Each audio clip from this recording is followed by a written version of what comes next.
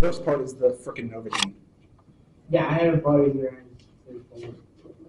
You're going to an oral surgeon, I take it.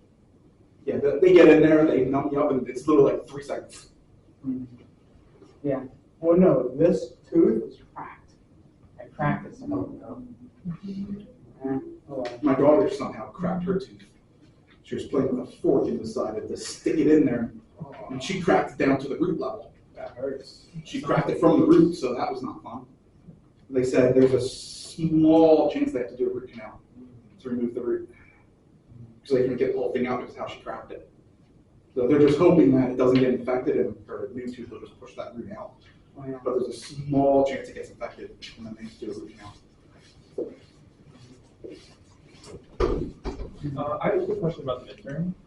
I saw that they were like, I guess they were like using guidelines from Mercer. So is like the rest of the Mercer math department also grading them, or? I guess I'm just asking how fast they'll be graded, because I don't know if like the rest of the department is grading them as well. Which is just you. What do you mean?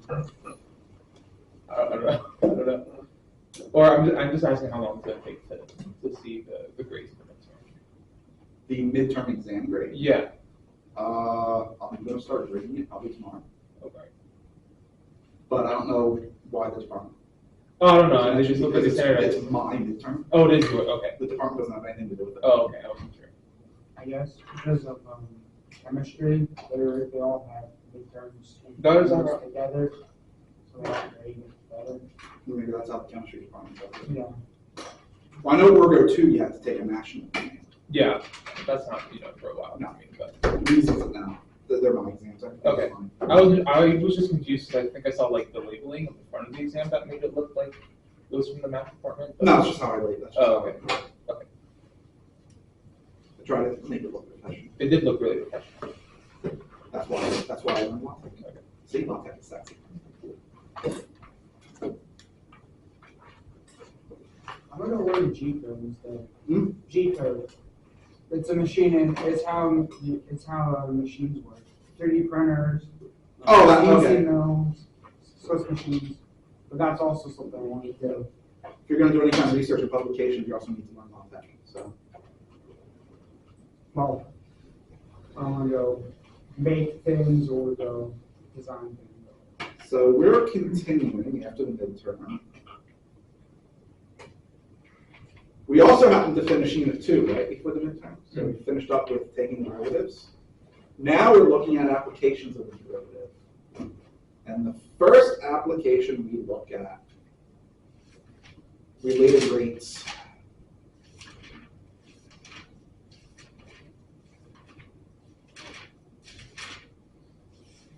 The related rate, all it is a problem which relates quantities and their derivatives.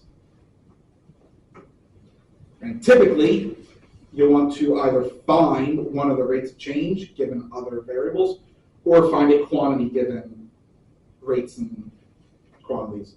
And so you're always solving for something. The hardest part of these related rates problems is actually setting up the model. The setup is the toughest. Solving usually isn't.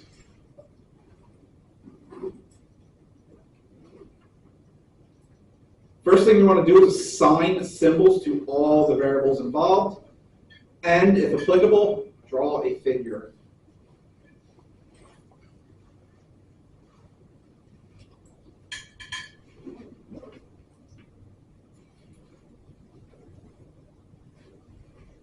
State in the variables that we just defined what is given and what is to be determined.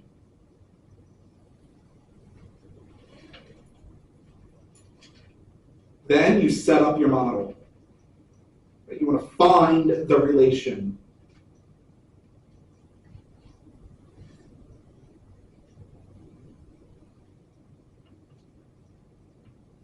Differentiate both sides. Generally speaking, it's going to be with respect to time. But this is going to require implicit differentiation.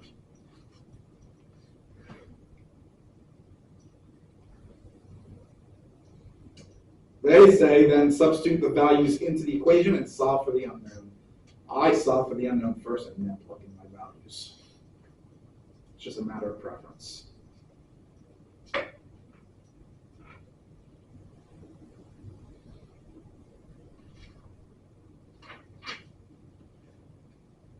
Basic areas you're going to need to know. Basic volumes you're going to need to know. Okay. Right, so you're expected to know what volume of a cone is. What's volume of a cylinder? What's volume of a sphere? Area of a circle, right? Area of a quadrilateral. But that is, of course, all on the review sheets, the review tables.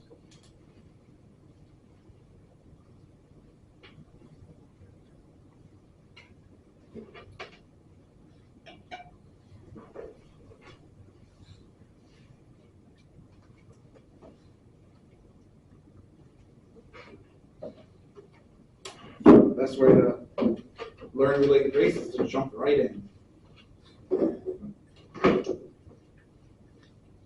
So let's throw you into the 3-foot pool. I'll throw you in the deep end later, and then after that I'll put like sharks with laser beams attached to their heads. Radius of a circle is increasing at dr/dt equals 0.3 centimeters per second. When r is 10 centimeters, how fast is the area changing? Well, they already gave us the variables. That's nice.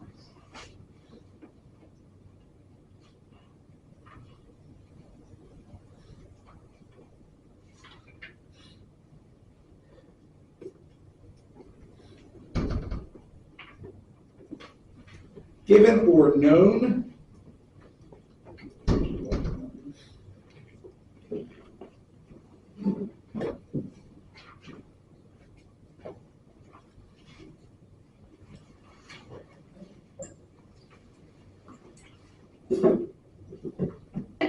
that's what they give us.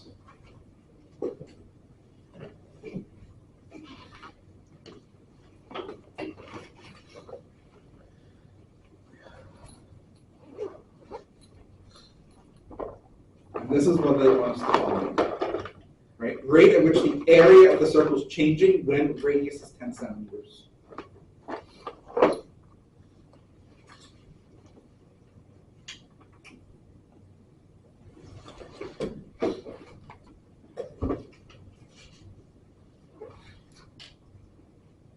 No picture needed.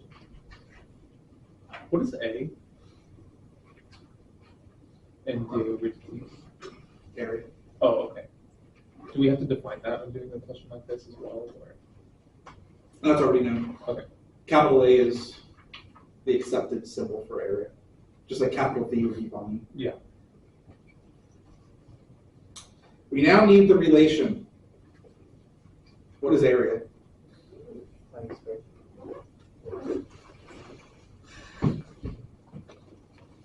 There's your relation. Differentiate with respect to time.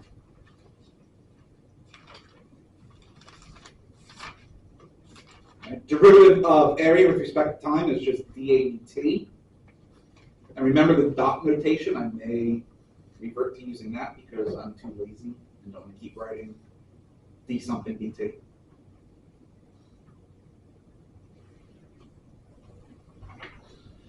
Right hand side, pi r squared.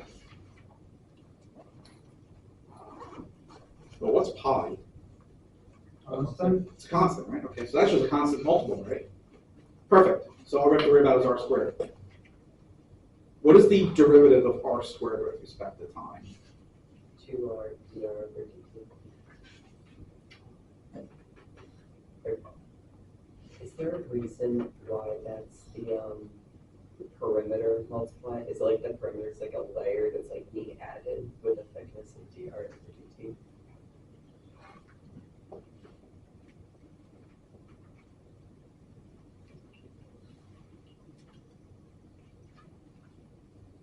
I think it's always going to be true. It just in the case of the circle is what I'm asking. And this it's just a coincidence in this case. Okay. that the, The same happens that the with derivative winds up being volume of a sphere. perimeters, just happens to be a coincidence. Same thing with volume, just coincidence that it's just happens to be surface area.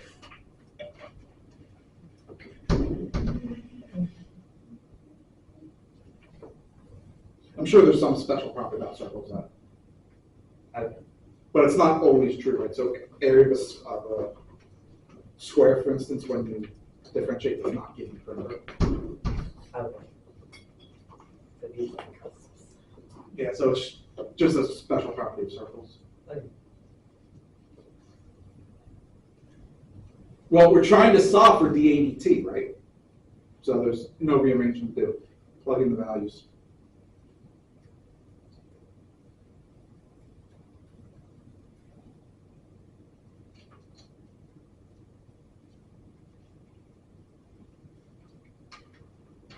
R gets replaced with 10 centimeters, right? Because we're evaluating it at 10 centimeters. And dRdt is a constant.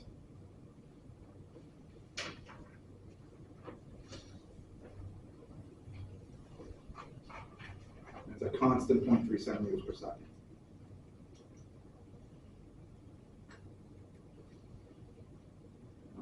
What's 10 times 30? 300. Times 2? 3 times 2? 600. Oh, Oh, 6. Hope it's not 600. No, because you said 300 earlier. No. Did I? You said Yeah, Yeah, you said it's 10 times 300. 30 earlier. 300 times 2. 10 times 0.3. And what are the units? So centimeters per second per second. What is it? Centimeters per second per second. Centimeters squared per second. Square centimeters per second.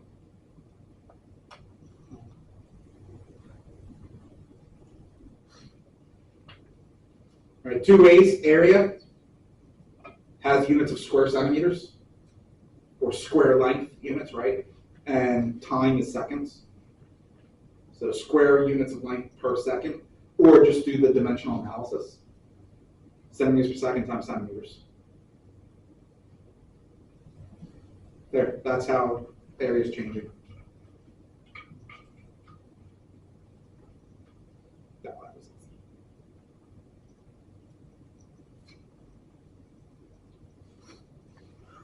I'm not moving to the deep end just yet. Radius of a circle decreases as dRdt equals 2 meters per minute. When r is 5 meters, find dA dt.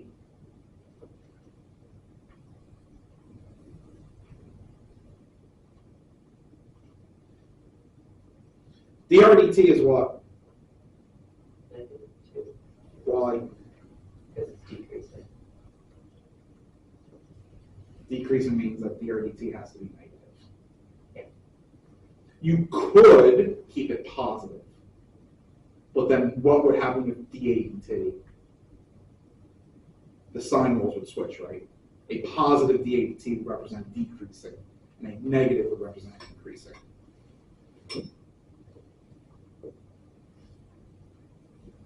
And we want to find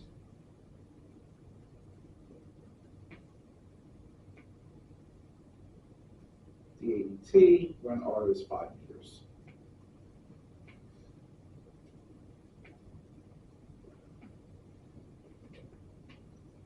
Oh, same formula, right? Area is still pi r squared.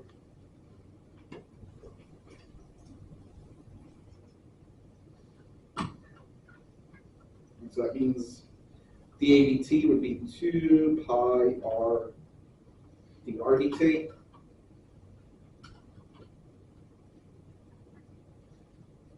It's broken.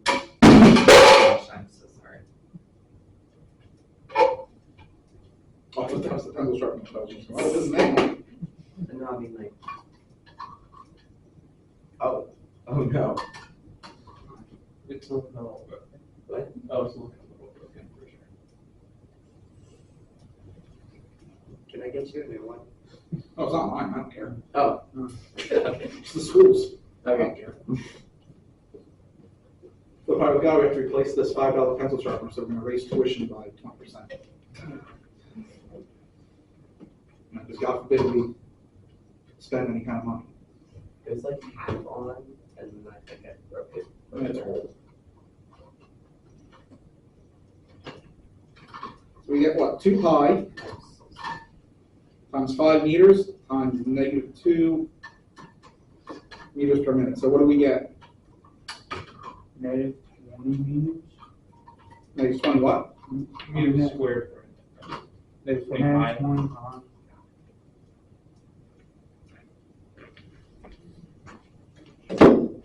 Which means the area is decreasing at 20 pi square meters per minute. So that's important because it could be asking, find the rate at which the area decreases when r is 5 meters, in which case your answer, you don't want to be negative. You want it to be positive, because it's decreasing at a rate of 20.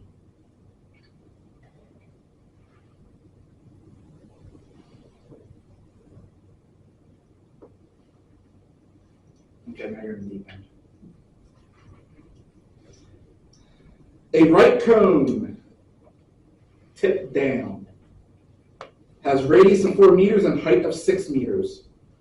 Water height rises at a rate of 0.05 meters per minute. At what rate does the volume of the water change when the water height is 3 meters?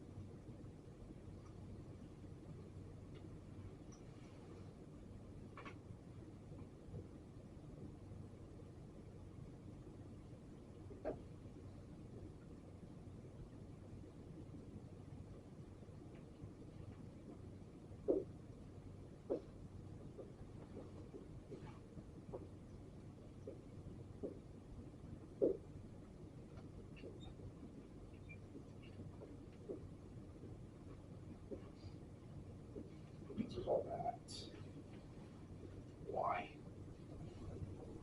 Represent the height of the water.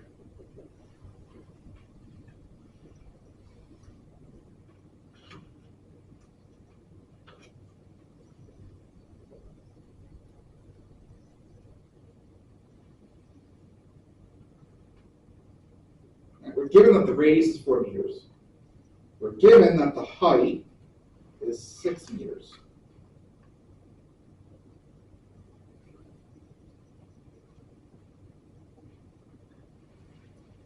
Water height rises at a rate of 0.05 meters per minute.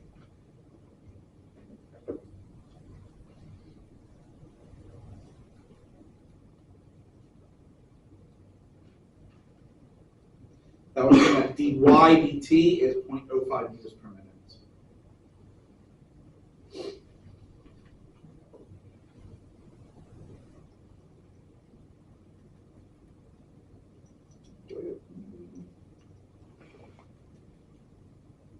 What are they asking us to find? dp water dt. When what? 3 meters. Height. h equals 3. Y. When y is 3 meters.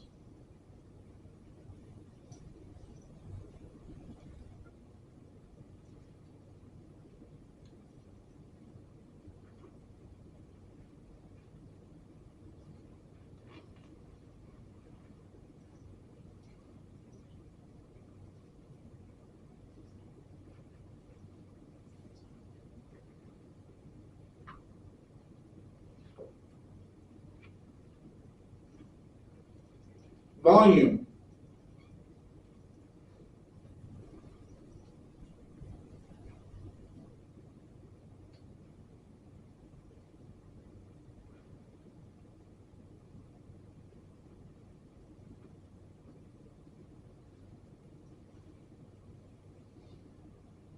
What is the volume of a right circular cone? 1/3 pi squared inch.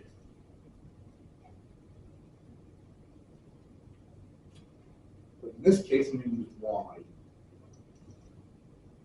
I use the volume's only going to go up to whatever the order line is. Can we still use h? Is wrong like h over dt? You could, but then that would be a different, I wouldn't be able to use h there.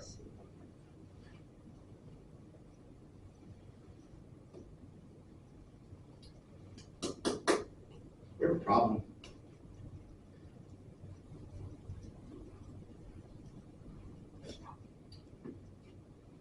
Doesn't radius also change?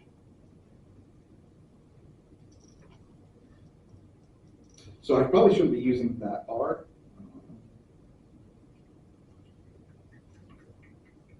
Or what I'll do is I could do this instead. Use that as a capital R. I could then do this.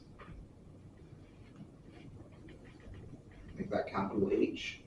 And then use the little h here.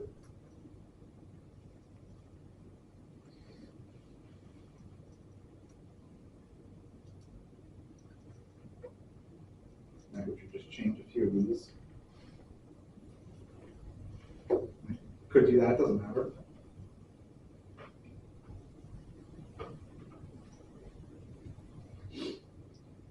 That radius depends on the height of the order, doesn't it? Which means it depends on time.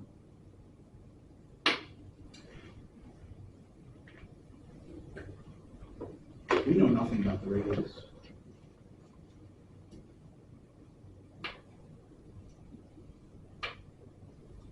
Or do we? Oh, okay. The radius is like ratio of the radius to the height is 2/3 Why? because it's a cone. Like you're given that information, but as there's like less water in the cone of water that you have is similar and proportional to the total cone.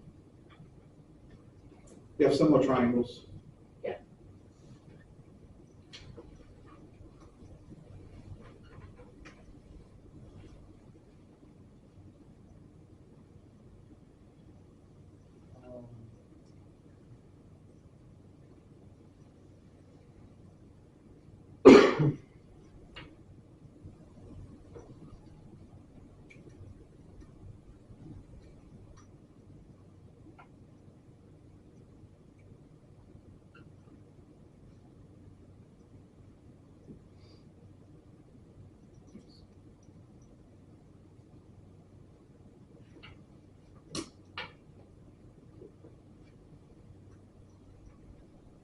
Let's write that up here.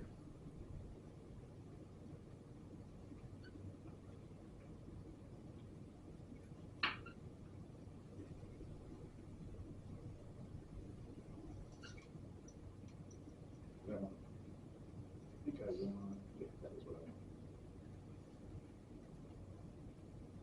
I want. Similar triangles, ratio of length to width have to be the same. Well, we know what big R and big H is, right?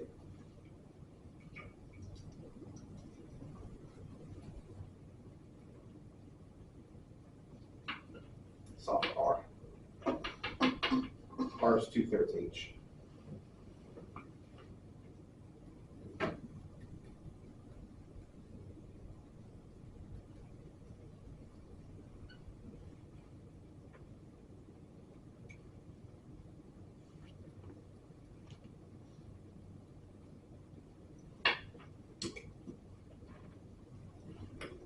Four 27ths pi H cubed is our volume.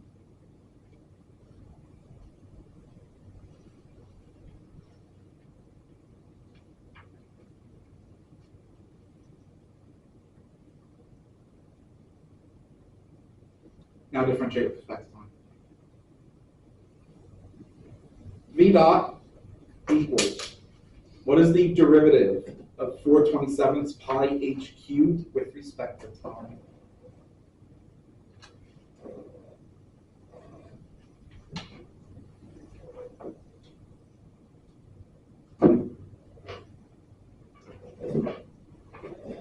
The 427 pi, that's a number, that's a constant.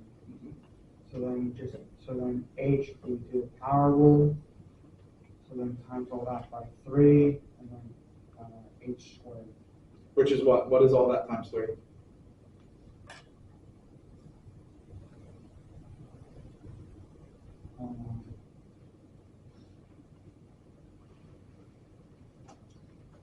Four nines 4 nines what? pi h squared of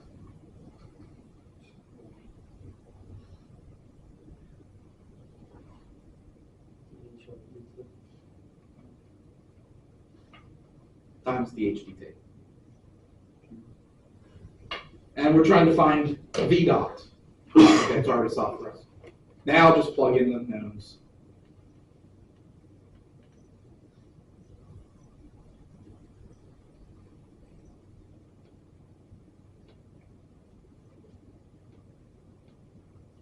I need to change that to a H there.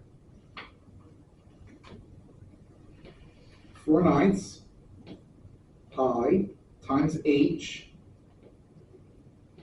squared times h dot.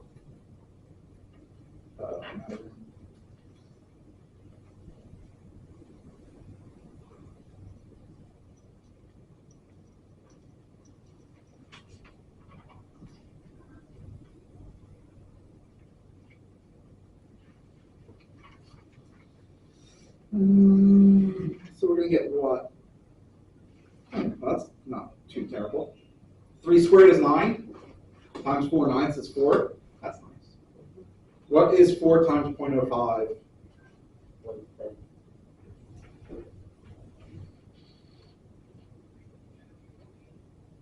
Or decimal form or 2. I'm going to say, can you say it's 1/5 definitively? No, because there could be decimals we don't see preserved. So do not give it to me as a decimal. Right? Or, I'm sorry, do not give it to me as a fraction. 0.2. Yeah, 0.20. Of same amount of, Yeah, because we already know that 4/9 is exact and 3 squared is exact. are we adding sig figs into that? What do you mean adding to it? They've always been a thing.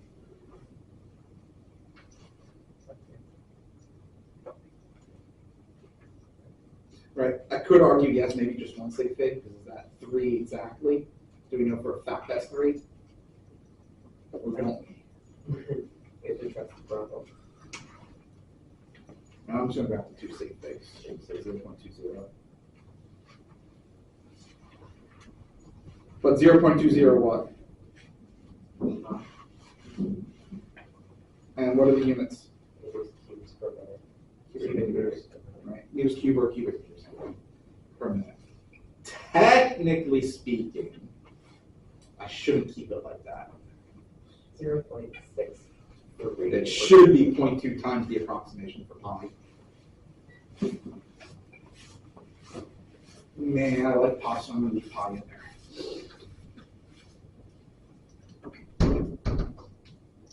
Right, but technically speaking, we should be approximating pi.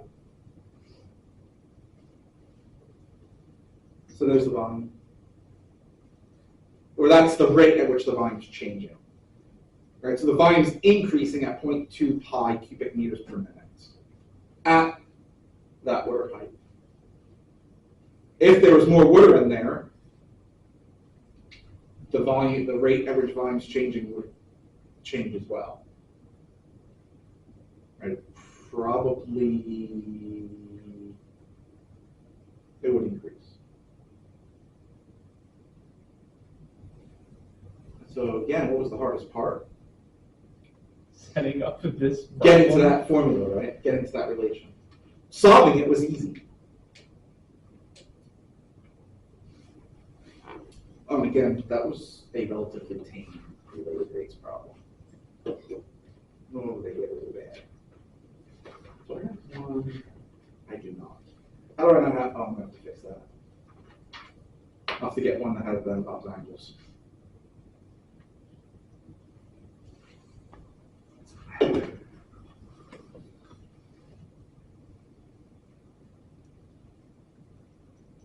Sucks. Spherical balloon, inflated rate of 20 cubic centimeters per second. How's the radius changing when the radius of the balloon is 6 centimeters? Alright, so, reading comprehension is a very important thing, right? Key word.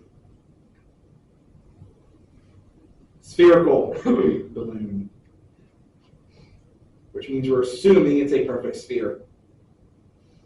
If it's not, we're going to have a lot of fun because then we have to try and find the volume of said balloon.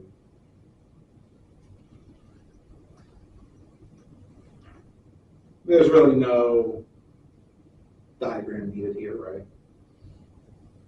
Pretty straightforward. What do they give us?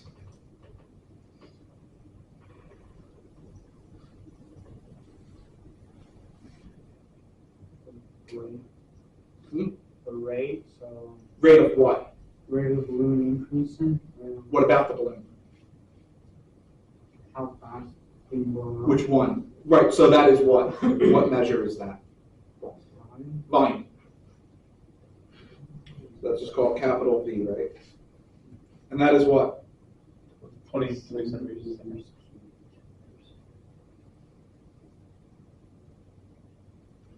Positive or negative?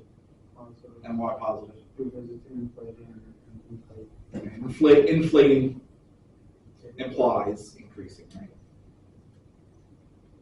There is also a limit on some of these problems. We can ignore it for this, for these problems, because it's simple, but balloons do have a maximum capacity for the burst.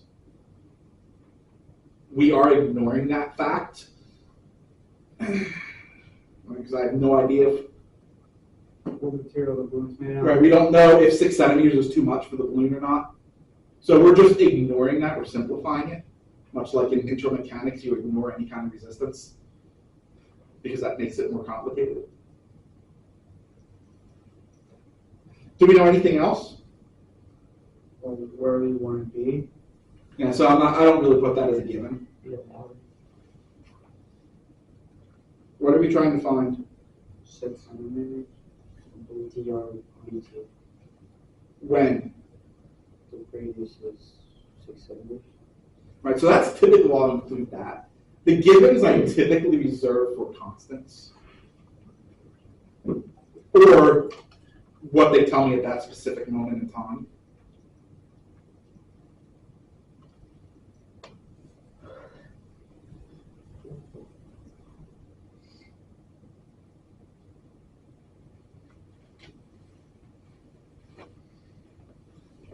So we need a relation for volume of a sphere, which is what?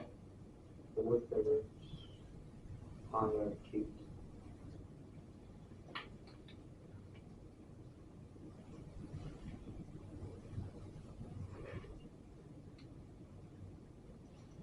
What is the derivative of volume? Or, sorry, not volume. What is the derivative of 4/3 pi r cubed with respect to time?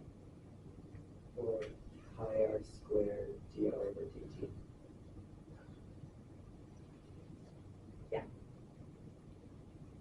What were we trying to find? Dr over dt. See, so this is where you can deviate. You can plug in values and then solve. I always like to just solve first and then plug in values.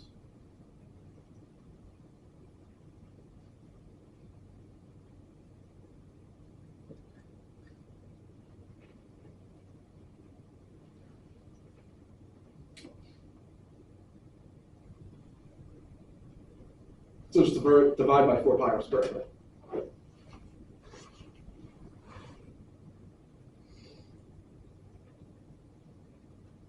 Nope, how's that put meters?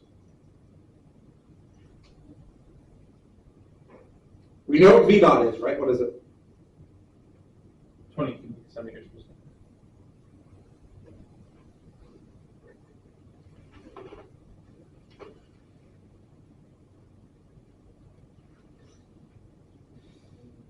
So 20 over 4 is just 5. What is 6 squared? 36. Oops, sorry. 5 over 36 pi. And what are the units?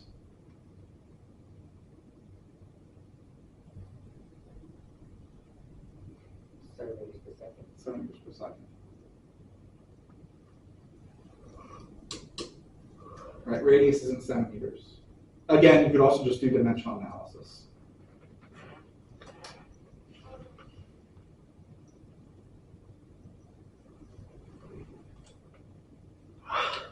Good.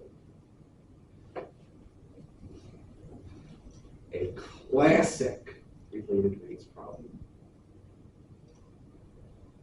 The sliding ladder problem. A 13-foot ladder leans against a wall. The bottom slides away at a rate of 2 feet per second. How fast is the top sliding down when the bottom is 5 feet away from the wall?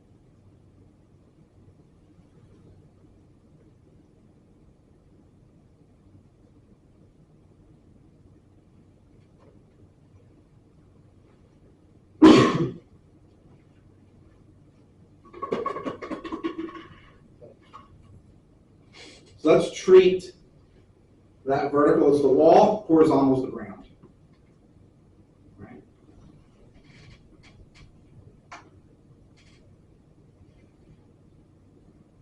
Let's treat that as the ladder. We know that has a length 13 feet, right? Let us call the distance the top is off the ground y, and the distance the bottom is away from the wall x.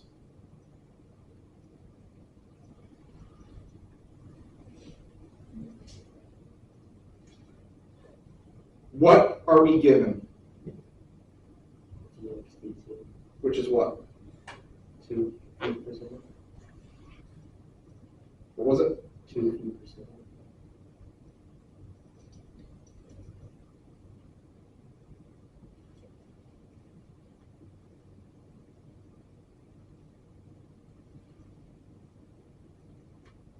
What do they want us to find D1 dt. when At 5 feet. what is 5 feet? X is 5. What is the relation we should be using?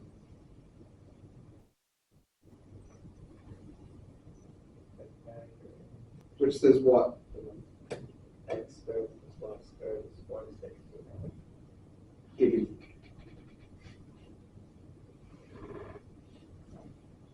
So 6, 7 is the fun number now. Hmm? 6, 7 is the fun number. Sorry. I don't know why, but 69 is giggity. It's a rule, it knows that they say giggity after 69.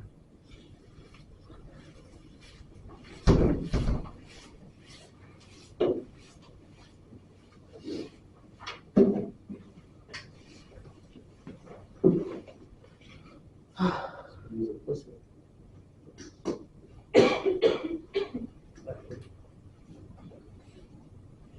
Yeah, we are going to have to use implicit.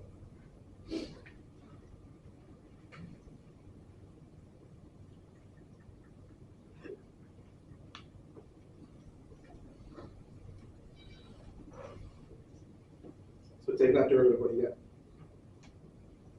2x plus 2y.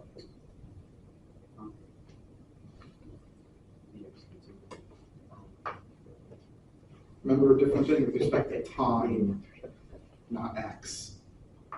Plus 2y Do I get I'm guessing it's not equals, okay, this one, Zero. 0.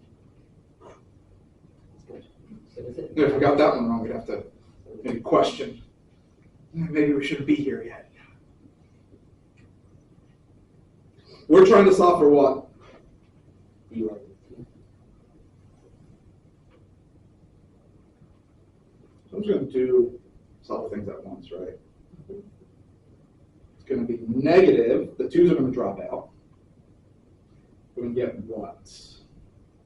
Negative x times x dot over y.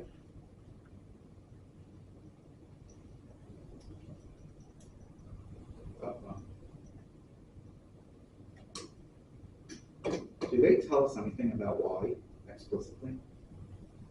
Oh, bummer. Which means that's a problem. Oh, but wait a minute. Don't we know how x and y relate?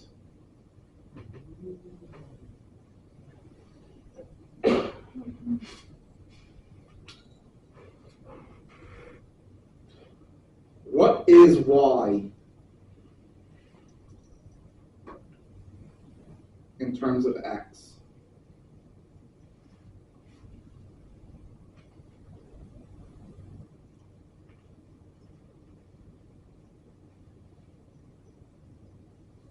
Is like square root of 169 minus x. Oh, look, you already broke the law. Yeah. Square root of 169 dB minus x squared. And it's an unwritten law, you have to say dB after 69. You don't know that reference.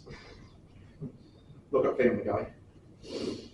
Specifically Quagmire. It was originally a Family Guy thing. Yeah. Quagmire always the giggity. Yeah. Oh no, I did it after 69 as well. Probably. Isn't it 5 minus?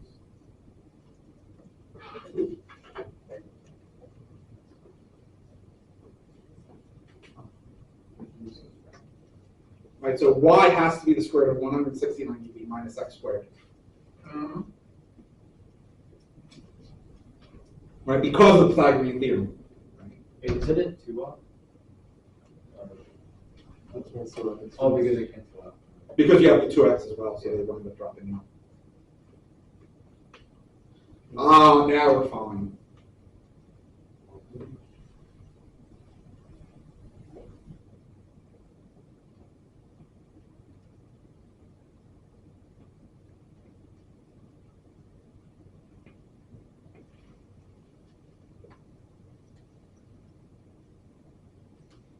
So x is 5 feet times x dot, 2 feet per second, over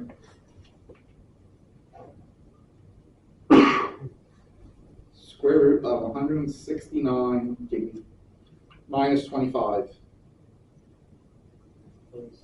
And that's all feet, right? Because what's underneath the square root is square feet. You can skip the square root step by removing it. It's like a triple.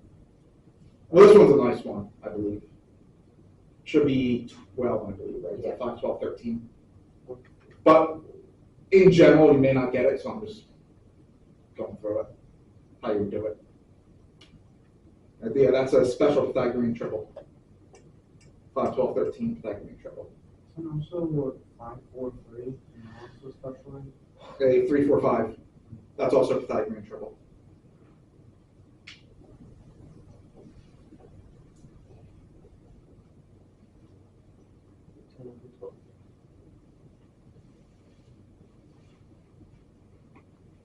You're right, 10 over 12 doesn't have space, so give it to me simplified. 5 over space. And what are the units? 7. What is it? It's squared. Just feet per second. It's feet per second. Yeah, you have feet squared in the numerator, but there's also a feet in the foot in the denominator, right? So you end up with foot per second. And of course, do the dimensional analysis and make sure that makes sense. Y dot, that should be feet per second, right? because y is in feet and time is in seconds. So that matches. Also analyze your answer. Does the answer make sense? No, sliding down upward because it's negative. That's it. No, the y is going down, obviously. So dy, since y is decreasing, your y dot should be negative, right? It's asking how fast it's sliding down. The answer should It's be right. it's not. I haven't interpreted yet, Oh, but yeah, right? So you don't want it to be, when you write out your answer, you don't want it to be negative, because it is asking for sliding down. But before that, the y dot being negative, it should be, right? Because y is okay. decreasing. Perfect. So yeah, now what you have to do is you have to go, oh look, but it's asking how fast is it sliding down. So when you go to write out your answer, you would write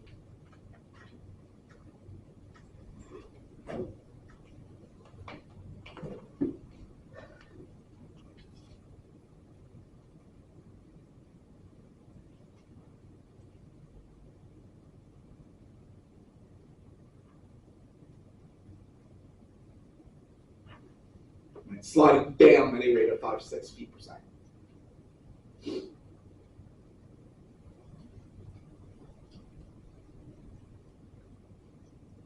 Good? I could make this more interesting and go.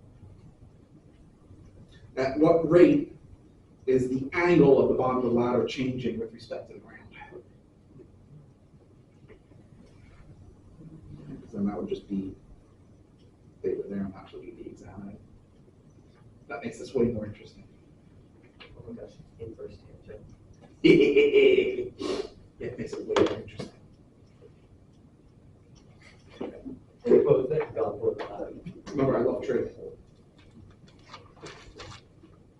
Could you explain that second part, because they're like, I use the cosine, What do you mean second part? like, the second line at the end, so when you did it, the denominator being square root.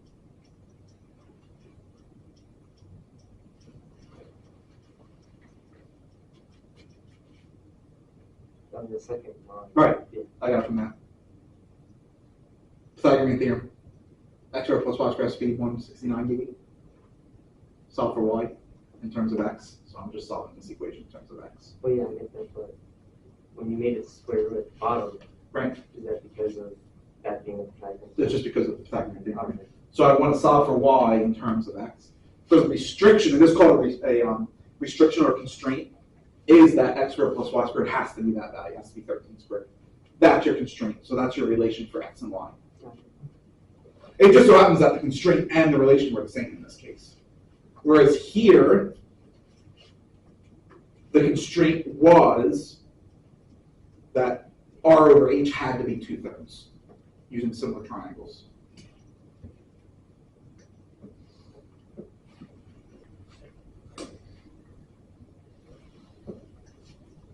Right, so you could also write down your constraint as well, which I typically don't do. Does that make sense? Does that make sense? Yeah.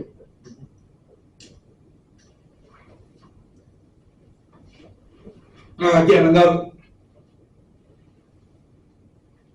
I think you spelled awesome wrong. Middle miles. pH. This is actually another classic. Can't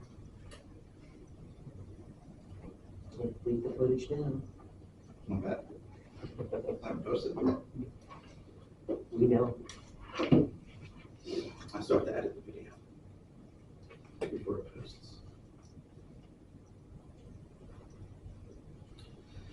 Car A drives north at 30 miles per hour. Car B drives east at 40 miles per hour.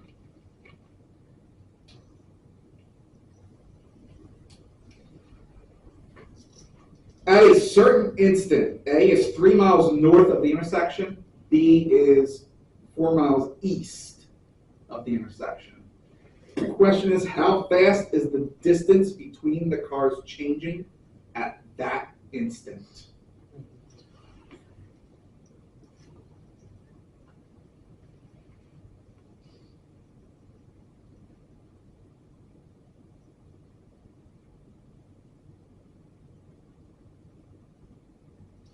treat that as the intersection.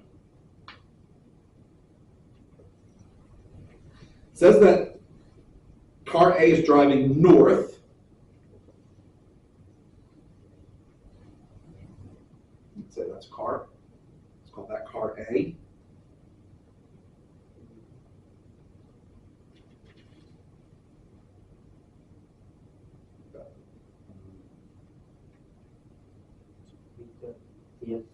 I realized. That is not a variable x. That is just the symbol x to represent the car. That's going to probably cause me issues later. Since I just make it star, to put some more lines to it. Yeah, too late. Actually, I would just have to do one more line. Just do an asterisk. And car B is driving east. So we'll say that's car B.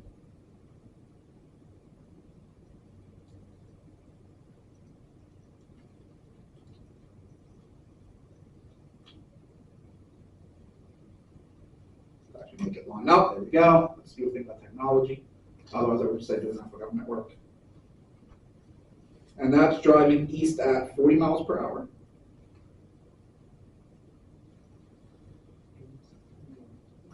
So I'm just going to use labels. I'm going to call that distance x. I'm going to call that distance y.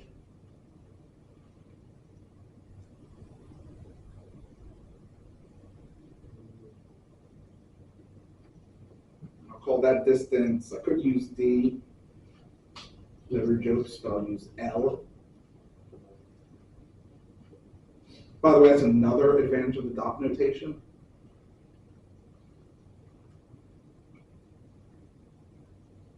That just doesn't look right.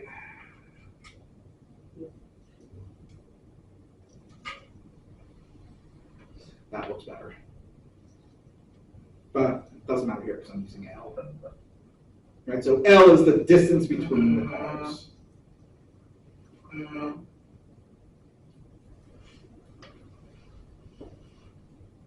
So we have y and we have x, correct?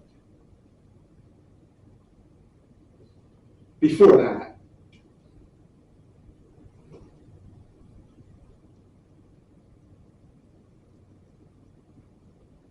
We have dy dt and dx dt in both cars. what's y dot? 30 miles per hour. What's x dot? 40 miles per hour.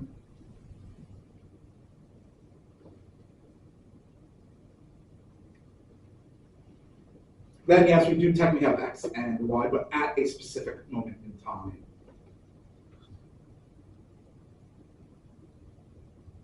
Call it x of t naught, which is what? 3.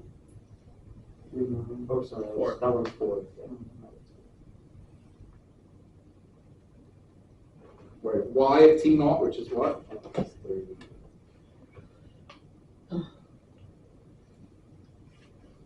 No. I look at it. I don't like MPH notation.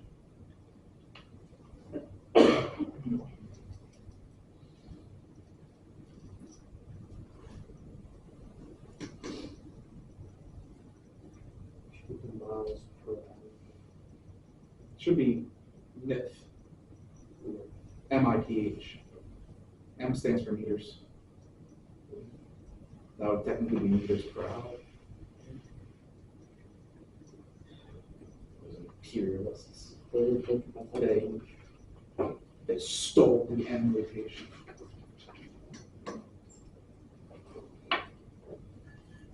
And we want to find what?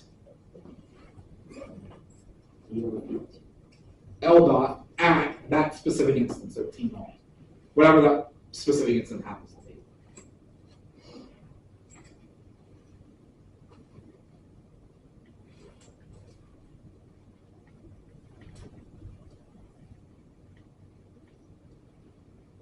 What's the relation?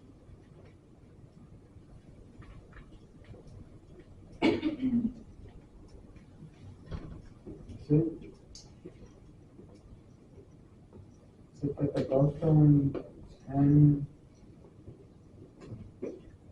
Hmm? It's 10 difference between miles and the speed. I don't know if that's.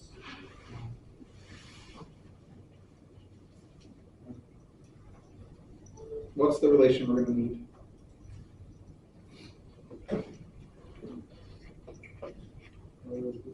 Is it Pythagorean again? Pythagorean theorem, so what's it? X squared plus y squared equals L squared.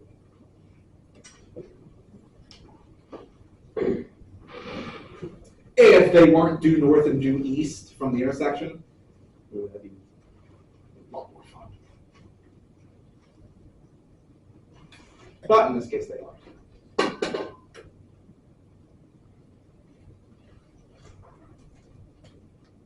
Differentiate with respect to time. What do you get? We get 2x x dot plus 2y dot equals 2l dot. What do we want? LT naught. What is it? LT naught is what we want. So we want what? L dot? I guess. I'll go with not. Yeah, right now I don't care where. It's just the quantity we're trying to find is L dot. So solve for it.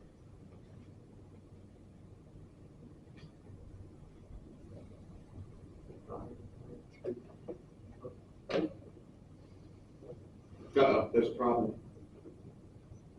At that specific instant in time, what's the distance between the cars?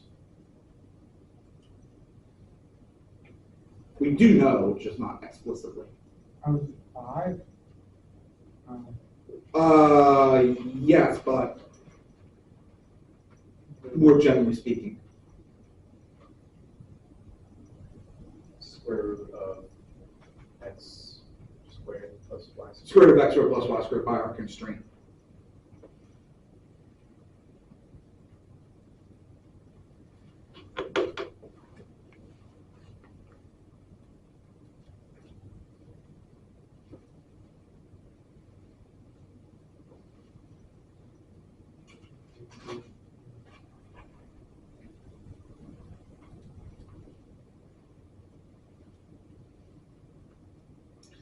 Well, the good news is x dot and y dot are constant, which is nice. By the way, you can have non-constant rates of change, which makes things really fun as well.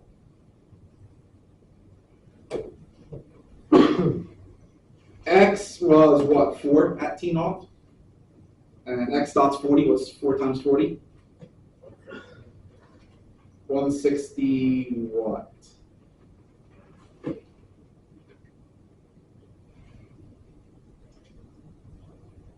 Square miles per hour. Yeah. Square miles per hour. What's y? 90 square miles per hour. Y. 30 times 3. Oh, y. Oh, I'm sorry. Y. What's y at the specific 3 3 then miles. times the 30? Yeah. I jumped ahead on that. All over? Square root 16 plus 9, so Which is what? 5. 5 what? 5 miles. Now I just have to evaluate that.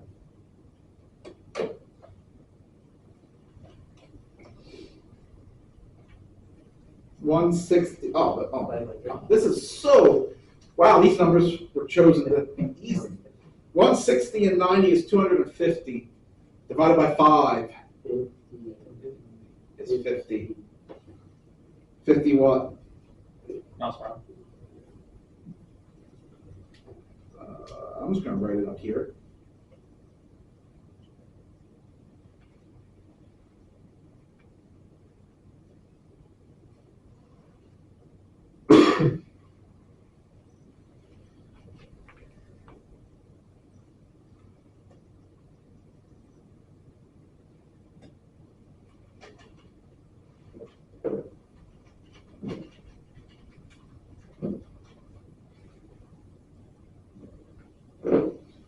distance between the cars is increasing at a rate of 50 miles per hour.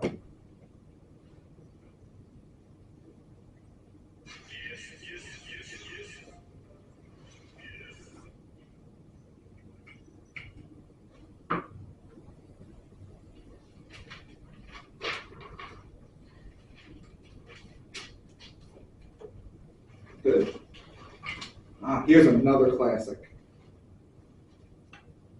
shadow problem. 2-meter tall person walks away from a 6-meter street light at a rate of 1.5 meters per second. I don't know if they tell you what to let X be. Let X be the distance from the pole and S be the shadow length. Blush me too. It's that time of year. Find ds dt. First, interpret. What is ds dt? The rate at which the shadow length is increasing. Changing, we'll say. Right? Increasing or decreasing. We don't know what that is. Changing is fine, or you could say increasing or decreasing. Right, so that's what we're trying to find, right? The rate at which the length of the shadow is changing. And I have to deal with my drawings. We're going to go real simple, I think.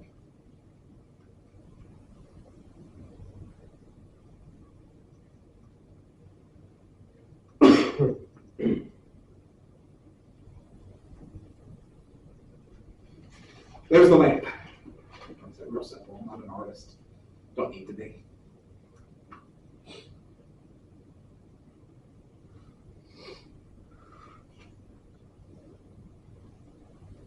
There's our person.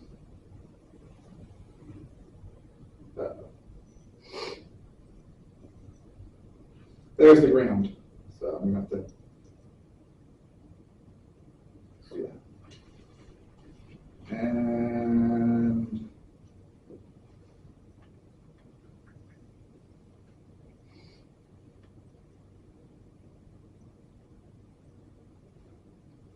there's the shadow.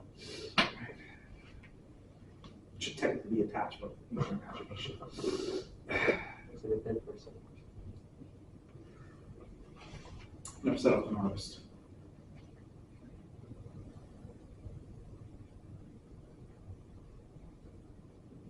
It should be something like that.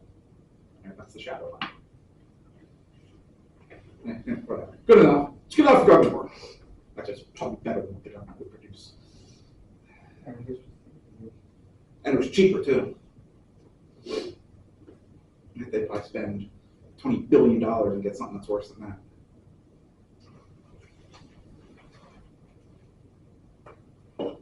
So X is the distance from the pole. That's that distance there, right? S is the length of the shadow.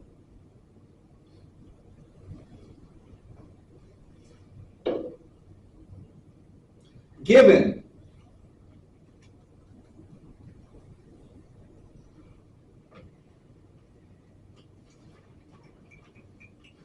we're not really given much.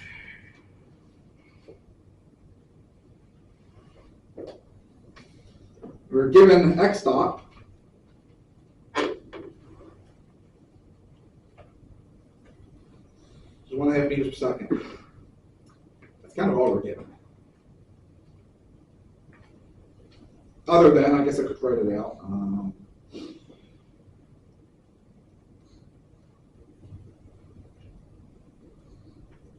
Person's 2 meters tall.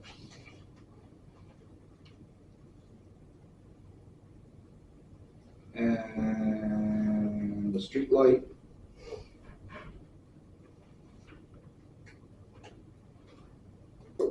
Is 6 meters. We can extrapolate that 6 meters tall. That's kind of what we're doing. And we want to find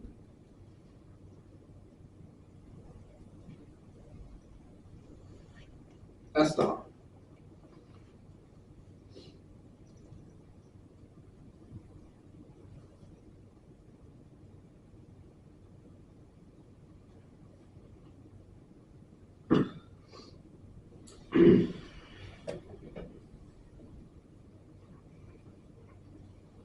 So what is the relation?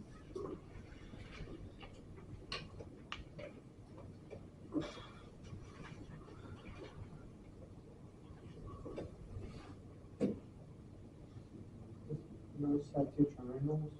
What is it? Two triangles? True. What about them? That the further the person walks You know, we need an actual mathematical model. um, You're right, that is the relation, but we have to put that in mathematical terms. oh, so it's 1/3.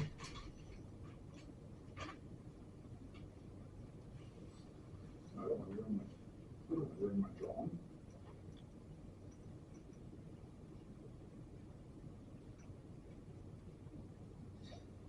So I'm going to redraw that.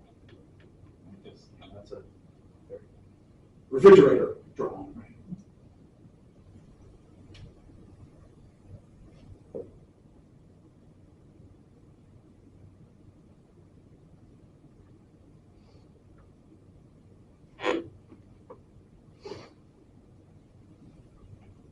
So we're going to have this here. We know that height is 6.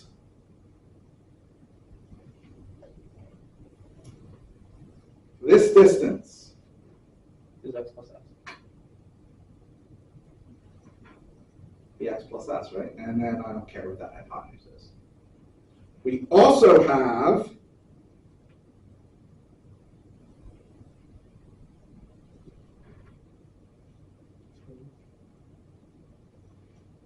so that is 2.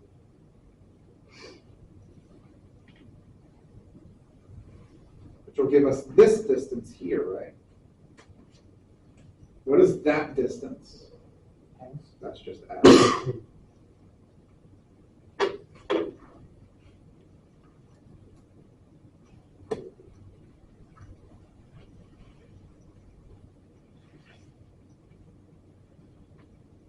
What do we know about those two triangles? They're similar. So that means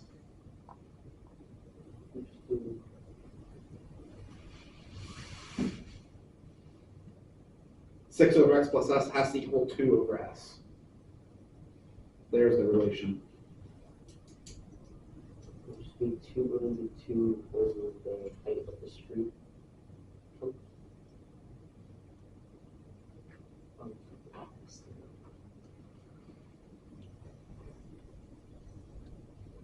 Right, the height of the street is used for the first triangle. And so we're basically going top to the end of the shadow, right, the tip of the shadow.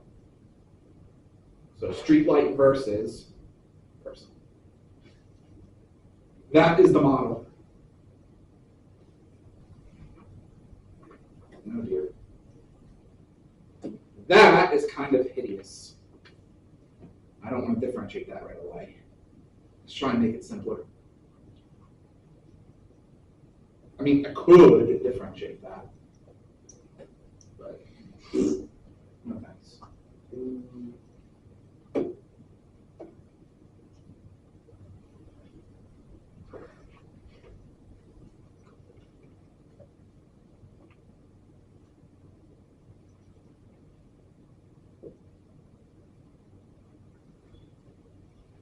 Could leave it like that, or right that, because I know I'm going to want S dot. Right? Ah, there's the model that we're going to work with then. Oh, that's a lot easier, isn't it?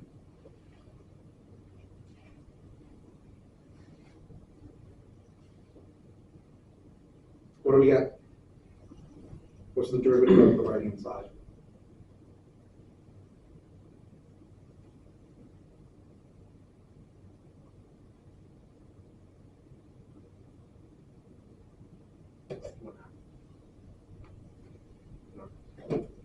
Is it 2 divided by I agree there's a one hand. is it x top over 2? Half x dot.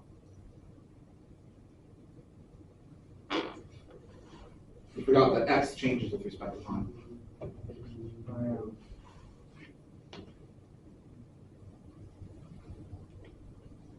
But what is x dot? 1.5 meters per second. What's 1.5 over 2?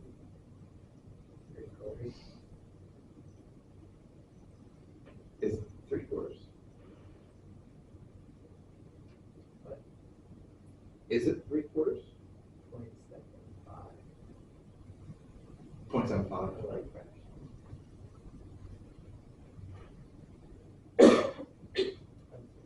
0.75 what? Meters per second. Because same thing. Do we know that that's exactly 1.5? Or should it be 3 halves? Or are we just sure it's 1.5 up to that a decimal place? We don't know. So as a general of thumb, whenever there's a decimal presented in the problem, do not give fractions.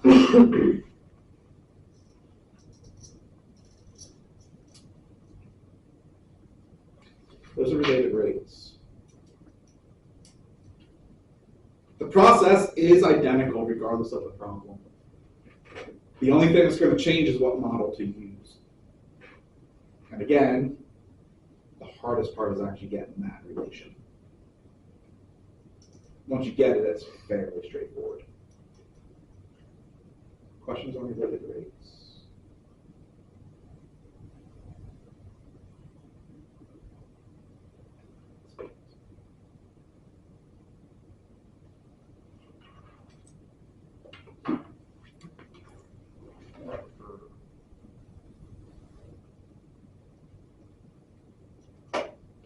Is the Unit 2 test open? Toto test is open. It opened up Thursday. Okay.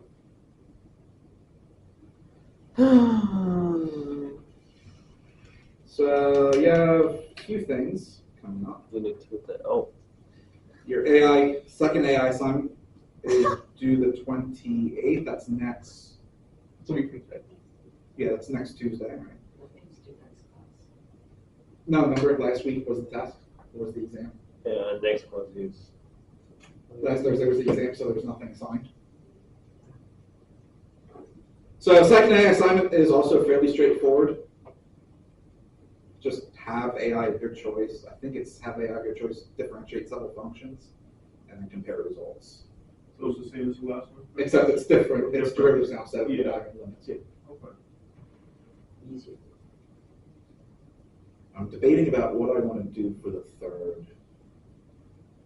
And I don't know if I want it to write code for Newton's method or if I want to actually solve word problems like this. Will the third be our last AI assignment? There will be a fourth. Okay. For integration. And I'm fairly certain, no, I wouldn't do that. I want you to see how well you can integrate. Usually work problems and stuff.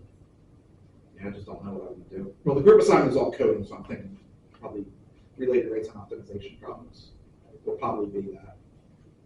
Give you several types of related rates and optimization and have AI solve it and explain it in detail what it's doing.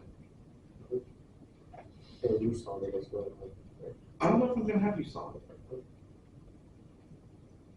Maybe just have you write up in the analysis on how well AI did. So you probably have to solve it just to verify, but I don't think I'm going to make you actually include that in your report. Like the first two. Maybe just how well did it explain it? Did it get it right? What did it do wrong? Things like that. What could it improve on? I think that might be a good thing. So see how well it can also interpret word problems. And then the unit test, the unit 2 test will be due the following, that Thursday. I decided to do it Thursday just so you didn't have all three due on the same day. Give you a little bit of a gap. So a little bit of extra time to do the unit 2 test. Unit 2 test just on derivatives. Which is like all of chapter 3. All of chapter Right. 3. Not all, But like most of them. because I'm not having you do inverse functions, which is what your project was on. It's just going to be inverse derivatives from section 3.7. Aside from that, it is everything else in chapter 3. And it's the same format as the first test, sort of, right? So it's going to be online. I think again, it's all file upload. I don't think there's any auto, there might be some auto graded. But it will specify if it's an upload. If it's auto graded, we'll just type in the answer, right? Yeah. Okay. So I don't remember if I did any numeric response in multiple choice or not. We can find out. It was not fun. I would have to go on my phone to picture and upload my work to my phone while doing it on the laptop. So I have to go in and out, in and out, in and out. It's weird. Well, I would actually send the file from the phone to your email or something. Upload to a cloud so you can upload it from your computer. Yeah, it's probably better. That's what I would do. Yeah, probably better. Instead of risking trying to open it on a second device. And something happening, it crashes, and then Blackboard comes back on, does this to you. It'd be funny if it actually had that emoji. Big emoji on the It screen. was like the test that kicks you out of the test when you try to reload, just pops up the middle finger. There is a review on the Unit 2 as well. Let's see. Short answer. Okay, so it does look like everything is file upload. Yeah, it is. Everything's file uploaded in. So same thing as with limits. Everything you have to upload for each question, a single file for work on that question only. And you may want to make sure that it does attach properly before submitting. Why can't you see that? Because I did have some issues with the first test overall in all my classes where either the image was broken and it wouldn't show and I couldn't download it, or for the first time ever, I actually had a problem with a PDF file where it was corrupted and I couldn't download it. Would you have let the student know if that happened? I did, yeah. Oh, okay. And I gave them a chance to send me the right files. Okay. Just get them to me quickly because once the answers are posted, then you have to provide timestamps. Yeah. Otherwise, they won't be accepted. And so again, all file upload, except the questions. I think it's fairly straightforward. Huh? You have to provide timestamps. So if your file was broken, Oh, I couldn't download it and I request that you send them to me. If I've already made answers available, okay. then you have to provide a timestamp, so I know you didn't go back and cheat. Again, as a reminder, this Thursday is the early class because my kids are back to school night. So 4:40, 4:45, somewhere around there will run out. And it's just what's next? Oh, it's easy, linear approximation of the differentials. So it shouldn't take that long.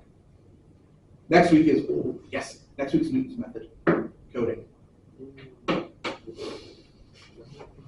All right, so I'll give you the rest of the time to work on some related rates problems.